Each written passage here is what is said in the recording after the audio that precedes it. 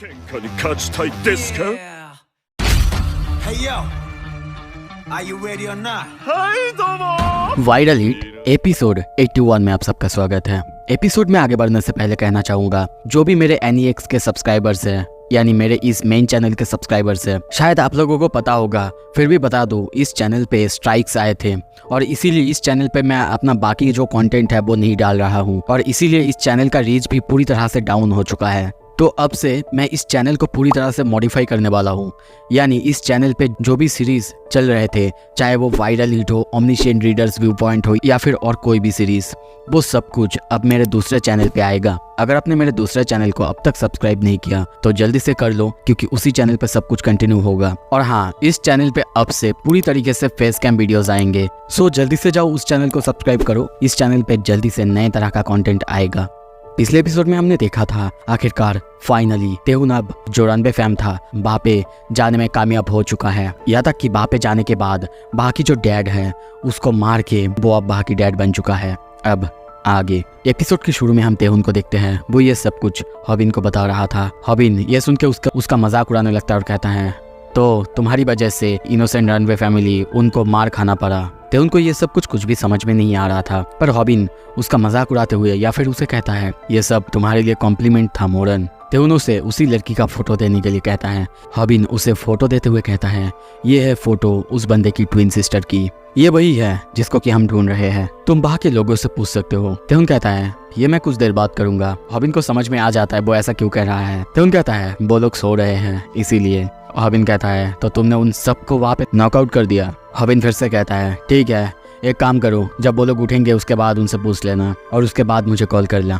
तेहुन कहता है, मुझे मत बताओ कि मुझे क्या करना है। हॉबिन अभी भी सोचे जा रहा है, काश तेहुन को कोई गुड लीड मिल जाए। सीन शिफ्ट होता है कुछ देर बाद, रनवे फैम के डैड को देखते हैं। उसे दोनों लड़के मिलकर पैरों के मसाज देके उठाते हैं। कुछ देर बाद जब वो उठता है और अपने सामने तेहुन को देखता है, बहुत ज्यादा चौंकता है। तेहुन कहता है, और कितनी देर तुम सोओगे? वो तेहुन से माफी मांगने लगता है और कहता है, आई एम सॉरी, प्लीज मुझे माफ कर दो। मैंने तभी रियलाइज कर लिया था जब तुमने मुझे किक मारा था, तुम वही यूट्यूबर हो ना, तेहुन सियोंग। ये सुनते ही वापस सभी बहुत हैरान होते हुए कोई बंदा कहता है, क्या मुझे ऑटोग्राफ लेना चाहिए अभी? इसीलिए तो इसका फेस फेमिलियर लग रहा था। ये सुन के तेहुन भी खुश होता है और कहता है, समझ गए तुम लोग? तो फिर तो चलो अच्छा है, अब मेरे लिए सब कुछ आसान होगा। वो उस बंदे को अपने लिए कुछ ड्रिंक लाने के लिए कहता है। वो बंदा सोचता है, अरे नहीं, मैं तो मर गया। कुछ देर बाद तेहुन उसी का फोटो देखते हुए कहता है, मुझे लगता है कि मैं लोगों की जिंदगी हेल बनाने में काफी अच्छा हूँ। सीन शिफ्ट होता है कुछ देर बाद, सारे लड़के को देखते हैं। उन सबको वो उसी लड़की की फोटो दिखाता है, पर कोई भी वहाँ पे ऐसा नहीं था जो कि उस लड़की को पहचानता है। उसके पीछे सारे लड़कियां उसे घेर रखे थे और कहने लगते हैं, क्या है, हमें भी दिखाओ, हम भी देखना चाहते हैं। पर उनमें से कोई भी उस लड़की को नहीं पहचानते और कहते हैं, ये लड़की इतनी अच्छी भी नहीं दिखती, नॉर्मली एक ऑर्डिनरी लड़की है। तेहुन उन्हें बताता भी है उसका एक ट्विन ब्रदर भी है और हमेशा वो लोग चिपके रहते थे, पर उनमें से किसी को ये नहीं पता था। कुछ देर बाद देखते हैं 3 लड़कियां उसे खाने के लिए देते हैं। तेहुन उनकी तरफ देखते हुए बस इतना ही सोचता है, इनको तो कुछ भी नहीं पता होगा, क्योंकि ये कभी घर से बाहर निकलते ही नहीं है और लड़के इनको भी पता नहीं है। कुछ देर बाद वो जब एक लड़की के हाथ से खाना लेता है, यानी ऑरेंज लेता है, वो लड़की बहुत खुश होती है और कहती है, ओह माय गॉड। कुछ देर बाद वो लोग उससे पूछने लगते हैं, वैसे तुम इस लड़की को क्यों ढूंढ रहे हो? कोई कहता है, शायद वो उसे मारना चाहता होगा, पर तेहुन उनके सामने चुपचाप रहता है और सोचता है, वेल देन, अगर इनको पता ही नहीं है, इसका मतलब द डैड गाय, उसे कुछ तो पता होगा। तभी सीन शिफ्ट होता है, वहाँ पे मॉम आती है और वो उनको मारने लगती है, क्योंकि वो लोग तेहुन से कुछ ज़्यादा ही क्लोज हो रहे थे। और कुछ देर बाद वो तेहुन को डांटने भी लगती है, क्योंकि तेहुन ने खाने को उतना वैल्यू नहीं दिया था। यहाँ तक कि वो उन सारे लड़कियों को भी बहुत ज़्यादा डांटने लगती है। वो लड़कियाँ भी कहती हैं, क्या करे, वो तो हमारी गेस्ट है ना, हमें तो अच्छे से बिहेव करना ही होगा। वो कहती है, ऐसा मत दिखाओ कि तुम लोग बहुत अच्छे हो, तुम्हारे मैनर्स बहुत अच्छे हैं, मुझे पता है तुम लोग कैसी हो। पर तभी देखते हैं तेहुन मॉम को उस ऑरेंज को देने लगता है और कहता है, ये लीजिए, मैंने इसे बिल्कुल नहीं खाया है। पर वो मना कर देती है और कहती है, तुमने जो छुआ है मैं उसे ले लूंगा। कुछ देर बाद वो कहती है, वैसे तुम इस लड़की को ढूंढ क्यों रहे हो? तेहुन कहता है, आपको जानना है क्यों? वो मेरी कज़न है इसीलिए। पर जब मॉम उससे उसका नाम पूछती है तब वो जवाब नहीं दे पाता। मॉम कहती है, मुझे पता था तुम झूठ बोल रहे हो। कुछ देर बाद जब वो उसकी फ़ोटो देखती है और कहती है, वो बहुत ज़्यादा यंग लग रही है, ऐसा लग रहा है कि ज़्यादा दिन नहीं हुई है घर से भागे हुए। पर ऐसा भी नहीं है, आज के समय में कोई रनवे फैम को पाना इतना आसान है। पर जब तेहुन पूछता है क्या इस घर के इस ग्रुप के डैड को पता होगा? वो कहती है मैं तुम्हारी होप्स को आप नहीं करूँगी, पर इतना बता सकती हूँ अगर वो उसकी फैमिली के अंदर नहीं आते तो शायद उन्हें भी याद नहीं होगा। उसे ज़्यादा कुछ नहीं पता होता है अगर कोई उसकी फैमिली से नहीं होता है, और वैसे भी आज के समय में रणबे फैमिली को पाना इतना भी आसान नहीं है, तो मुझे नहीं लगता तुम इसे इतनी आसानी से ढूंढ पाओगे। पर हाँ, एक तरीका है जिससे तुम इसे ढूंढ सकते हो। ये सुन के तेहुन चौंकता है और सोचता है क्या सच में? वो कहती है हाँ, वो अपने और डैड्स के जो ग्रुप है उनसे पूछ सकते हैं। वो उनसे मिलने के लिए जाते हैं। वो ऐसे बात कर ही रही थी तभी वहाँ पे इस ग्रुप के डैड आते हैं। वो आते ही कहते हैं तेहुन क्या तुम्हें हमारी मदद चाहिए? तेहुन उस लड़की की फ़ोटो दिखाता है। वो पहचान तो नहीं पाता पर वो उसे इतना इन्फॉर्मेशन ज़रूर दे देता है कि जो डैड मीटअप है वो कल होने वाला है। यहाँ पे जो इस एरिया के डैड्स होते हैं यानी रणबे फैम्स के डैड होते हैं, वो एक साथ मिलते हैं और आपस में डिस्कस करते हैं कोई इशू या फिर कुछ भी एडवाइस देना होता है। तो वो तेहुन को ये भी कहता है कि अब वो इस फैमिली का डैड है तो अब उसे ही मिलने के लिए जाना चाहिए। सीन शिफ्ट होता है कुछ देर बाद। हॉबिन के ऑफिस में देखते हैं हॉबिन कुकिंग यूनिफॉर्म में है और कहता है क्या तुम्हें पसंद आया? वो तेहुन के लिए खाना बनाया था, वो भी रोल्ड ऑमलेट। ये देख के तेहुन कहता है ये अच्छा तो है, क्या ये तुमने बनाया है? हॉबिन उसे कहता है हाँ, मैंने कहा था ना तुम्हें मैं ट्रीट दूंगा, तो ये लो तुम्हारे लिए। वैसे हाँ, तुम मुझसे ऐसे ही बार बार मिलने नहीं आ सकते। तेहुन कहता है हाँ मुझे पता है, मैं जल्दी यहाँ से चला जाऊंगा जब उनका क्लीनिंग करना ख़त्म हो जाएगा। हॉबिन कहता है क्या क्लीनिंग? तेहुन कहता है हाँ, वो जगह बहुत ज़्यादा गंदा था, रहने की हालत में तो बिल्कुल नहीं था, इसीलिए मैंने सबको कहा है क्लीन करने के लिए। कुछ देर बाद सीन शिफ्ट होता है उसी होम में। देखते हैं वहाँ पे सब क्लीन कर रहे हैं। उस होम के मॉम आती है और सबको कहती है क्या कर रहे हो तुम लोग? वो लोग कहते हैं हमें ऑर्डर दिया गया है हमारे नए डैड के द्वारा कि हम इस जगह को क्लीन करें और अब से ये जगह पूरी तरह से स्मोक फ्री भी है। सीन शिफ्ट होता है हॉबिन और तेहुन को देखते हैं। हॉबिन पूछता भी है तो तुम्हारा फैमिली मीटिंग कल है ना, क्या प्लान है तुम्हारा? तेहुन कहता है कोई प्लान नहीं है। हॉबिन कहता है तो फिर ये तो अच्छी बात है, पर हाँ तुम एक काम करना, आपसे वहाँ पे जाके लोगों को पीटोगे नहीं। ये सुन के तेहुन को समझ में नहीं आता। वो कहता है देखो बहुत से और रास्ते होते हैं, हम अभी यहाँ पे बैठ के खाना खा रहे हैं और तुम्हारे किसी के पीटने की वजह से शायद हमारा काम और डिले हो जाए। और उस लड़की के बारे में सोचो, उसकी क्या हालत हो रही होगी, शायद वो अभी भी किसी जगह पे बैठ के रो रही होगी। और इसीलिए तुम्हें एक ही काम करना होगा, तुम वहाँ पे जाओ, उनके साथ मिलजुल के रहो और उनके पास से इन्फॉर्मेशन गैदर करो। तो जाते हुए कहता है तुम्हें क्या लगता है क्या मैं इतना ज़्यादा आउट ऑफ कंट्रोल हूँ? बिल्कुल नहीं, मैं इस बार कुछ भी मेसअप नहीं करूँगा, तुम्हें चिंता करने की बिल्कुल ज़रूरत नहीं है। हॉबिन बस सोचता है मैं अपनी पूरी विश्वास तुम्हारे ऊपर छोड़ता होते हूँ। सीन शिफ्ट होता है किसी एक और जगह में। देखते हैं बहुत सारे लोगों को आपस में बातें करते हुए। वो लोग उसी 5-3 रणबे फैम के बारे में बात कर रहे थे कि बाकी जो डैड है वो चेंज हो चुका है। यहाँ तक कि वो लोग ये भी बात करते हैं कि वो उस नए बंदे के साथ मिसअप करेंगे या फिर उसको पहले टेस्ट लेंगे क्या वो सच में उस फैमिली की डैड बनने के लायक है कि नहीं। उससे मिलने से पहले वो लोग उसे इवेल्युएट करेंगे। पर वो लोग ऐसे बातें कर ही रहे थे तभी तेहुन को देखते हैं वो वहाँ पे आ चुका था। वो लोग कहने लगते वाओ ये बंदा तो बहुत गुड लुकिंग है, वैसे इसे डैड कैसे बनाया गया? क्या इसकी लुक्स देख के डैड बनाया गया? उसे कुछ देर बाद देख के कहते हैं तुम हमारी तरफ देख क्या रहे हो, आ जाओ बैठ जाओ हमारे साथ यहाँ पे। तेहुन आके बैठता है, उससे वो लोग पूछते भी है इससे पहले क्या हुआ था, मैं लंच करके आया। वो बंदा कहता है नहीं मैं वो नहीं पूछ रहा हूँ, मैं पूछ रहा हूँ ये जो पोजीशन है ये तुम्हें कैसे मिला, मतलब तुम्हारी हसल आखिर क्या है? तेहुन को कुछ भी समझ में नहीं आता। उसे ऐसे बात करते हुए देख के वो लोग अब उसकी मजाक उड़ाने लगते हैं।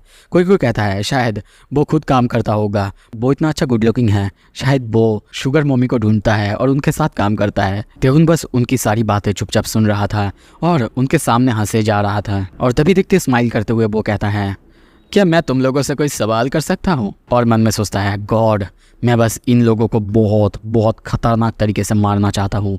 तभी कुछ देर बाद देखते हैं वो उसी लड़की की फ़ोटो उन सबको दिखाता है, पर तभी सामने देख के चौंकता है क्योंकि वो लोग बहुत ज़्यादा नर्वस थे और उनको ऐसे देख के वो बस सोचता है क्या उसे कुछ पता है?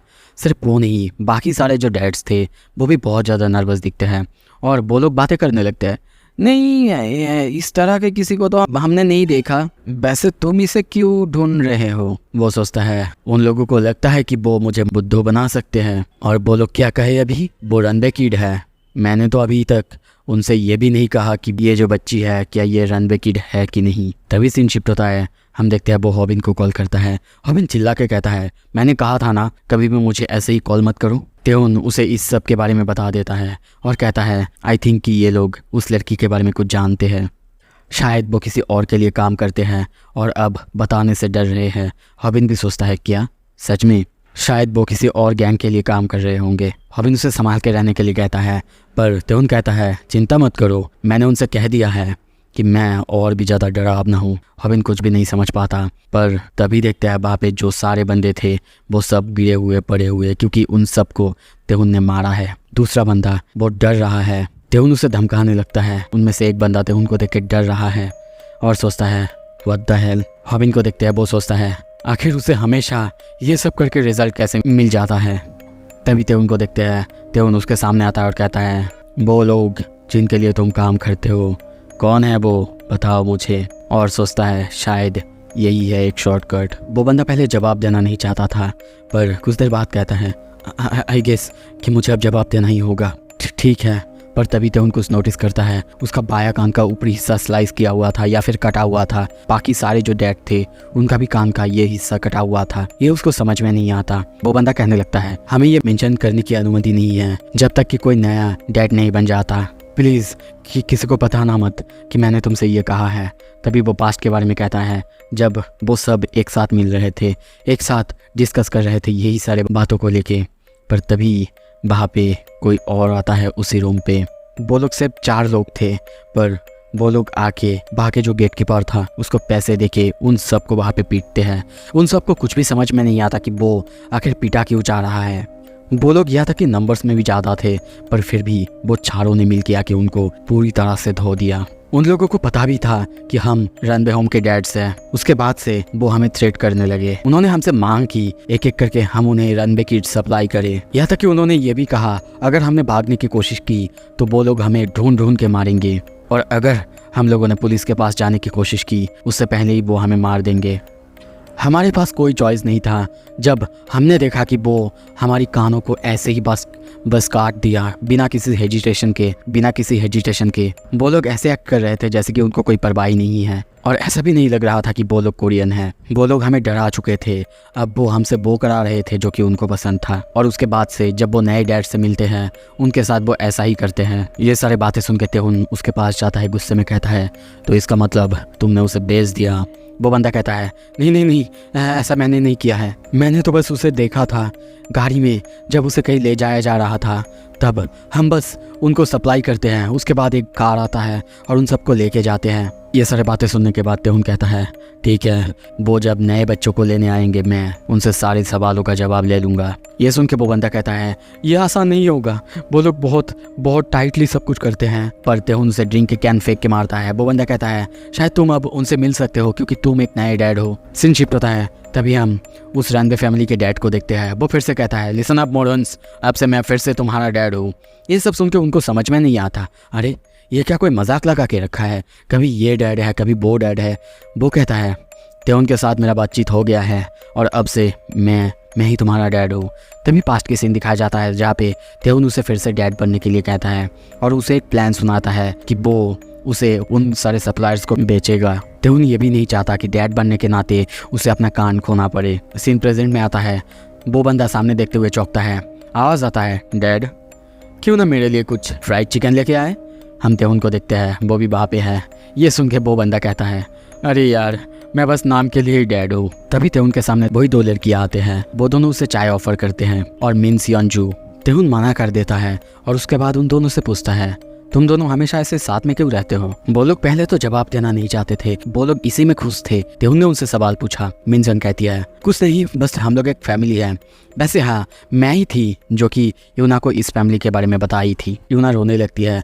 जब तेहुन पूछता है क्या हुआ है, वो कहती है नहीं कुछ नहीं, मुझे उस दिन की याद आ गई है जब मैं घर से भागी हुई थी। मेरे पास जाने के लिए कोई भी रास्ता नहीं था और तब मैं इससे मिली और उसी ने मुझे रास्ता दिखाया। वो हमेशा हर जगह मेरे साथ थी। यूना उसे कहती है मुझे नहीं पता कि मैं तुम्हारे बिना क्या करती, शायद मेरी ज़िंदगी कुछ और ही होती। यहाँ तक कि वो दोनों मिलके अपने मॉम को भी थैंक्स कहते हैं। पर वो कहती है चुप रहो, तुम दोनों को ग्रेटफुल होना चाहिए, फिर भी तुम दोनों एक बंदे के लिए यहाँ से भाग गए थे। कुछ देर बाद वो खाना बना के लाती है और सबको खाने के लिए बुलाती है, पर तेहुन बिना खाए बाहर जाने लगता है। यह देख के वो कहती है ऐसे ही खाली पेट कहीं जाना अच्छा नहीं होता। तेहुन कहता है मुझे भूख नहीं है इसीलिए मैं जा रहा हूँ, और वैसे भी मैं यहाँ पे हैप्पी फैमिली खेलने के लिए नहीं आया हूँ तुम सबके साथ। पर तभी देखते हैं वो मॉम उसे ज़बरदस्ती खाने की चॉपस्टिक देती है और कहती है हाँ मुझे पता है तुम ये सब क्यों कर रहे हो, शायद तुम्हें लगता है कि हमारे लिए ज़्यादा खाना नहीं है, पर तुम्हें चिंता करने की बिल्कुल ज़रूरत नहीं, मैंने सबके लिए एक्स्ट्रा खाना बना के रखा है और अब से तुम भी हमारे ग्रुप के एक किड हो, तुम्हें चिंता करने की ज़रूरत नहीं है। तभी सीन शिफ्ट होता है, दूसरी तरफ हम इसी होम के डैड को देखते हैं। वो बाथरूम के अंदर है और कहने लगता है नहीं वो लोग मुझे बार बार कॉल करे जा रहा है, ऐसा नहीं कि मैं भूल गया हूँ कि आज पिकअप डे है, पर मैं क्या करूँ, तेहुन जाना चाहता है और मैंने उन्हें पहले ही बता के रखा है कि मैं यूना को उन्हें दूंगा, मैं उन्हें यूना को नहीं दूंगा तो वो मुझे मार डालेंगे, और अगर यूना को दे दूंगा तो तेहुन मुझे मार डालेगा, मैं फिर क्या करूं। सीन शिफ्ट होता है, दूसरी तरफ हम देखते हैं तेहुन हॉबिन को ये सब कुछ बता रहा था, यहाँ तक कि वो ये भी बता देता है कि अब उसका ये प्लान है कि वो खुद किडनैप होके जाएगा उनके साथ। कुछ देर बाद हम देखते हैं वो जब हॉबिन से ये सब बातें करते हुए आ ही रहा था, तभी सामने से वो दिखता है उसी घर के मॉम और मिनसियोंग दोनों दौड़ते हुए उसके पास आ रहे थे, उसका नाम चिल्लाते हुए आ रहे थे। उसके सामने आके वो लोग हाँफने लगते हैं। वो कहता है रात को जॉगिंग करना अच्छी बात है, पर वो मॉम कहती है तेहुन यूना और डैड वो लोग जा चुके हैं, पता नहीं डैड वो कुछ अजीब सी एक्टिंग कर रहे थे और देखो अब तक वो वापस नहीं आए, मुझे लगता है कि उसने यूना के साथ कुछ किया होगा। तेहुन अब अपने सामने कोई रास्ता नहीं देखता है और इसीलिए उन्हें सारा सच्चाई बता देता है कि यूना को शायद बेच दिया गया होगा। ये सुन के मॉम और मिनसंग दोनों बहुत ज़्यादा चौंकते हैं। मॉम जाने लगती है और कहती है ठीक है अगर ऐसा ही है तो हमें पुलिस को बताना ही होगा, पर मिनसंग उन्हें रोकने लगती है और कहती है मॉम नहीं ऐसा मत कीजिएगा, यूना शायद अपने घर वापस गई होगी, हमें भी शायद आप घर जाना चाहिए। पर वो कहती है नहीं कुछ गड़बड़ लग रही है, मैं पुलिस के पास ही जाऊंगी, ये बहुत ज़्यादा अजीब है, मैं तो उनसे अब कांटेक्ट भी नहीं कर पा रही हूँ। मिनसंग बार बार उनसे बोली जा रही थी मॉम क्या कर रही है आप, मैं बता रही हूँ ना वो लोग शायद भाग गए होंगे, हमें पुलिस के पास जाने की कोई ज़रूरत नहीं है। तभी तेहुन कहता है मॉम हमने उसे पकड़ लिया। तभी वो मिनसियोंग की तरफ हाथ दिखाते हुए कहता है ये है झूठी, वो जो आपके सामने है मिनसियोंग जू, उसने इस घर की डैड की मदद की है ताकि वो उसे बेच सके। यह सुनते ही वो बहुत ज़्यादा चौंक जाती है, तेहुन की तरफ देखने लगती है। अब आगे क्या होगा, क्या तेहुन उसे बचा पाएगा? अगर सब कुछ देखना है जल्दी से सब्सक्राइब कर लो। Thank you so much video देखने के लिए।